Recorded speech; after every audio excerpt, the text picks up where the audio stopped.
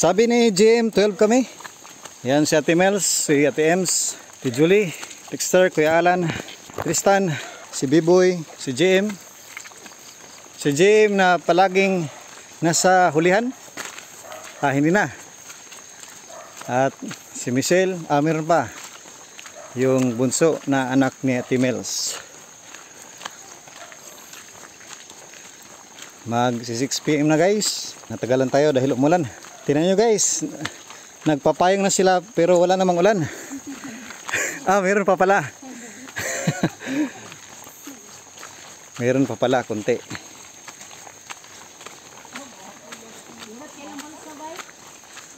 Ang ganda ng balsa ng kalabaw. Bakal na bakal Mabigat yan.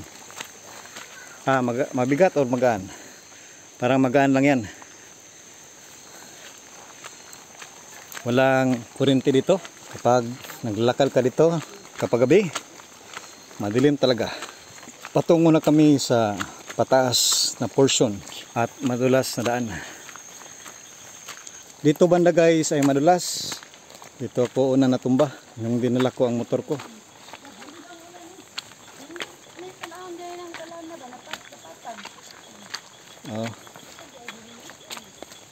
Loose stone pa.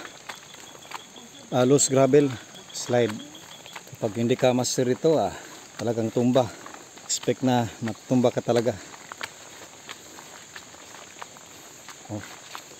Madulas ang daan. Nandito na kami sa center, halfway ng daraanan patungo sa church. Ayan ang landmark bahay.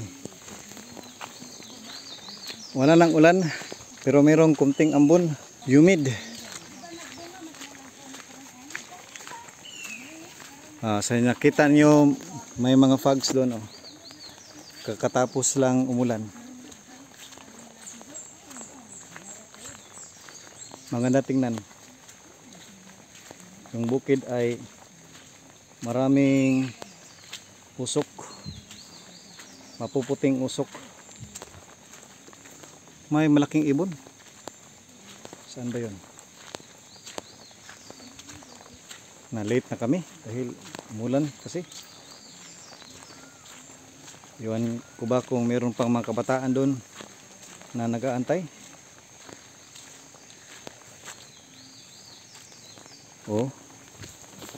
Maputik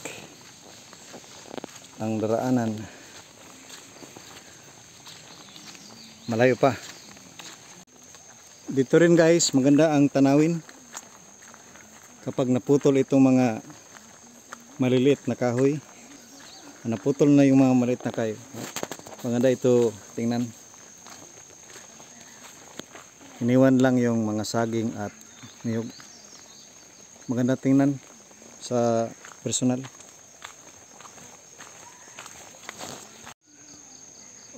Tingnan niyo yung bukid doon, parang marmol ba yan? Maganda tingnan kapag sa personal. Kita mo yung mga puting-puti na fogs. Dito pala guys, maganda tingnan. Kasi wala lang ganong kahoy sa harapan. Maganda kapag nandito ka sa personal. Marinig mo yung tinig ng motor. Ayan guys, iniwan na nila ako. Nag-vlog pa kasi. Ayan pala. I-vlog natin ang moment natin dito sa Sitio Kitaba. Siguro ilang taon galing ngayon. Baka mayroon touch ni Lord ang kanyang puso na ito ay makongkrito na. Kasi kawawa ang mga bata dito, naglalakad lang patong eskwelahan, lumulusong pa sa ilog. Maganda talaga suportahan.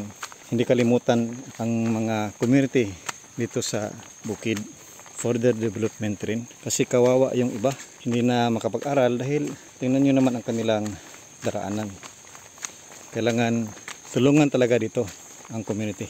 pag maganda ng daan, ma-develop ang kanilang community dito. Kasi maraming mga produkto dito, mga saging, mga rubber. Makatulong rin tayo sa community dito sa bukid. Meron pa palang kahoy dito. 2 por 2. 1, 2, 3, 4, 5, 6, 7, 8, 9, 10, 11. 11 pa. 1, 2, 3, 4, 5, 6, 7, 8, 9, 10, 11. Tingnan nyo ang rusudo, ang ganda ng kalidad ng kanyang kahoy. Parang kahoy pa ito sa church. Kailangan dalhin doon sa church lot.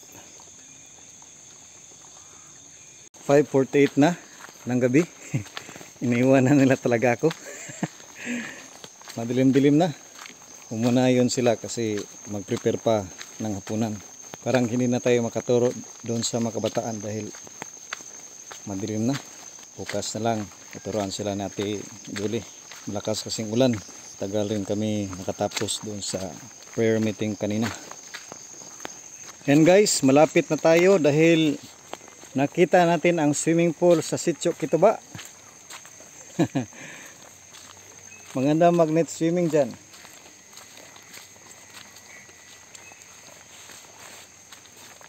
Oh, malalim yan. Ayun, may ilaw na rin sa bahay or sa church. Malakas na ang ilaw. Nakarating na sila. Ako rin ay malapit na. Muna na si Michelle at si Ate Mels kasama yung isang anak niya. Yung bunso. Sa wakas ay nakarating na tayo. Malapit na. Salamat sa Panginoon at safety kami. Nakarating na rin tayo sa wakas. Thank you for watching. Ngayon ay matagal kami nakarating.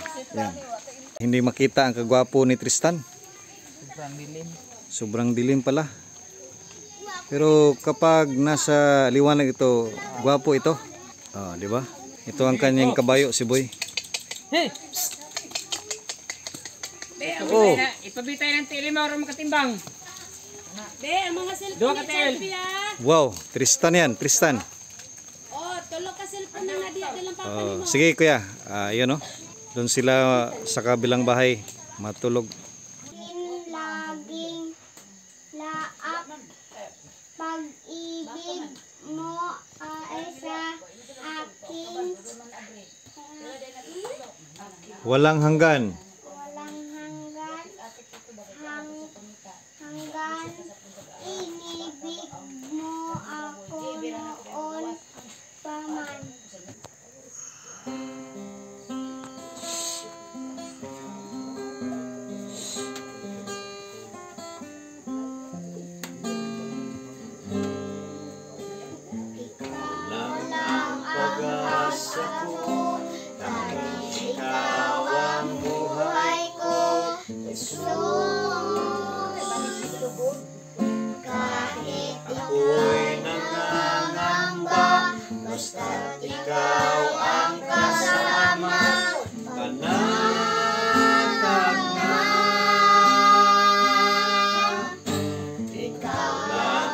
Sasambahin, pag-ibig man ay madilim, Jesus. Kahit may sulit